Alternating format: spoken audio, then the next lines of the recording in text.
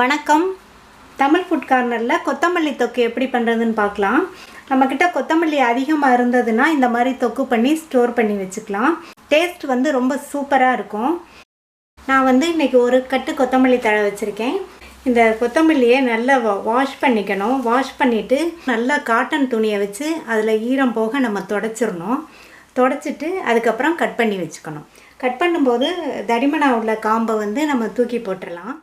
தொக்கு பண்ணுறதுக்கு 3 table spoon உளுந்தம்பருப்பு, 5 காஞ்ச மிளகாய், ஒரு பெரிய நெல்லிக்காய் சைஸ் அளவுக்கு புளி, 2 டீஸ்பூன் எண்ணெய், பெருங்காய பவுடர் 1/2 டீஸ்பூன், உப்பு 1 டீஸ்பூன். உங்கள் தேவைக்கு தகுந்தபடியும் சேர்த்துக்கலாம். இதுக்கு புளி கொஞ்சம் அதிகமாக இருந்தால் தான் நல்லாயிருக்கும் டேஸ்ட்டாக. இப்போ இதை வறுக்க ஆரம்பிக்கலாம். கடாயில் 2 டீஸ்பூன் எண்ணெய் விட்டுருக்கேன். எண்ணெய் சூடாகிடுச்சு. உளுந்தம்பருப்பு சேர்த்துக்கலாம். உளுந்தம்பருப்பு நல்லா கலர் மாதிரி பொன்னிறமாக வறுபடட்டும்.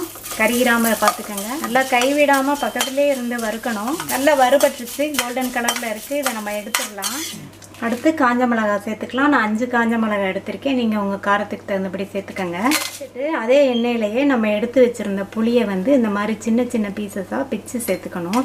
இந்த மாதிரி பிச்சு சேர்த்துக்கிட்டோம்னா அது நல்லா ஈஸியாகவும் வறுபடும். அரைக்கும் போதும் அது ஒரே இடத்துல இல்லாமல் எல்லா இடத்துலையும் கலந்து அரைக்கிற மாதிரி இருக்கும். வத்தலும் வறுபட்டுருச்சு, புளியும் நல்லா வதங்கிடுச்சு. இதையும் எடுத்துக்கலாம். அடுத்து பெருங்காயத்தை சேர்த்துக்கலாம். பெருங்காயம் உடனே வறுபட்டுரும். உங்களுக்கு பெருங்காய வாசனை பிடிக்கும்னா இன்னும் கொஞ்சம் அதிகமாக கூட சேர்த்துக்கலாம். பெருங்காயம் வறுபட்டுருச்சு. அதோடையே இந்த கொத்தமல்லி தழையை சேர்த்துக்கலாம். சேர்த்துட்டு இதை நல்லா வதக்கிடணும். நல்லா இப்படி பெரட்டி விட்டு சுருளை வதக்கிக்கணும். ஒரேடியாகவும் வதக்கிடாமல் கலர் மாறிடும். ஒரு ஜஸ்ட்டு ஒரு 2 நிமிஷம் கூட வதக்கினா போதும். இப்போ ஸ்டவ் ஆஃப் பண்ணிடலாம். வறுத்த உளுந்தம்பருப்பு, காஞ்ச மிளகாய், புளி, அதோட உப்பும் சேர்த்துருக்கேன். இதை ஃபஸ்ட்டு மிக்சியில் போட்டு ஒரு 2 சுற்றி எடுத்துகிட்டு கொத்தமல்லி தழையை சேர்த்துருக்கேன். இதை நம்ம தண்ணியே சேர்க்கக்கூடாது. தண்ணி சேர்க்காம தான் அரைக்க போகிறோம். அரைச்சி எடுத்துகிட்டு வரலாம். இப்போ பாதி அரைச்சிருக்கு.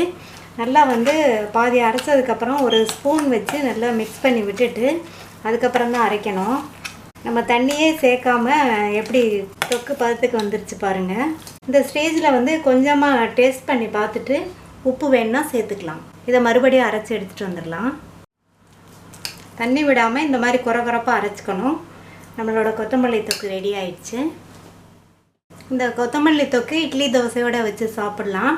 தயிர் சாதத்துக்கு ரொம்ப சூப்பராக இருக்கும் காம்பினேஷன். அது தவிர சூடான சாதம் இருந்துச்சுன்னா இந்த தொக்கு போட்டு எண்ணெய் அல்லது நெய் வெட்டி கூட சாப்பிட்லாம். நீங்களும் இதே மாதிரி ட்ரை பண்ணி பார்த்துட்டு உங்கள் கமெண்ட்ஸை சொல்லுங்கள். தமிழ் ஃபுட் கார்னர் சேனலுக்கு சப்ஸ்கிரைப் பண்ணுங்கள். தேங்க்யூ.